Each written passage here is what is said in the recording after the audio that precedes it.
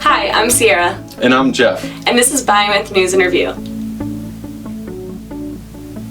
A lot of stories posted to the BioAnth News Facebook page recently dealt with big questions in the field and raised some core tensions. Two topics that got a lot of attention were the origins of large-scale cities and the degree of human violence in the past. The question of urban living was addressed by one article in particular that attempted to explain how large-scale cities emerged.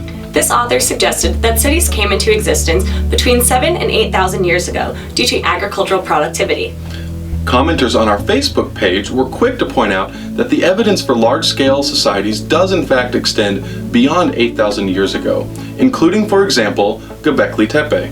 Another issue with this assessment is that the author ties his analysis to the term civilization, which can be problematic due to its implicit assumption of greater value on certain ways of living.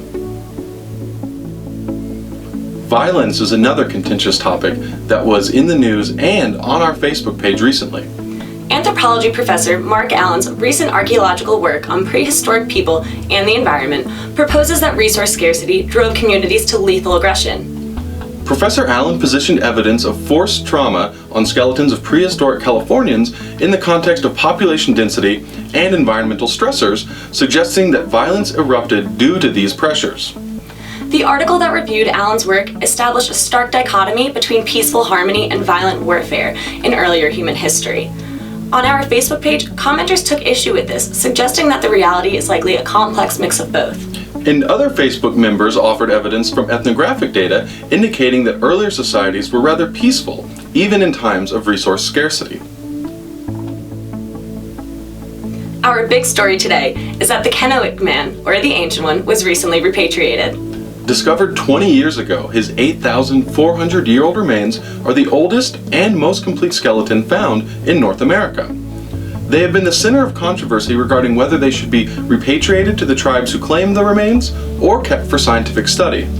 One area of interest for scientists is what the old age of Kennewick Man tells us about migration into North America. For instance, that human migration into America was much earlier than previously believed. Another question that arose from Kennewick Man's remains was whether his craniofacial morphology was indicative in some way of his ancestry. Though skeletal analyses have been important, the more recent DNA test has been the most informative for establishing where the Ancient One came from. That's right. In 2014, genetic testing confirmed that Kennewick Man's DNA matched very closely to the Plateau tribes of eastern Washington. Based on this close genetic link brought to light by the Colville tribes, the Army Corps of Engineers was instructed to repatriate Kennewick Man's remains. Soon after the repatriation, the claimant tribes held a private burial ceremony to lay the Ancient One to rest. For many, this event brings closure to a troubling situation, while others will miss the opportunity to continue their research. That's it for this edition of BioAnth News in Review. Thanks for watching. Please like, share, and subscribe.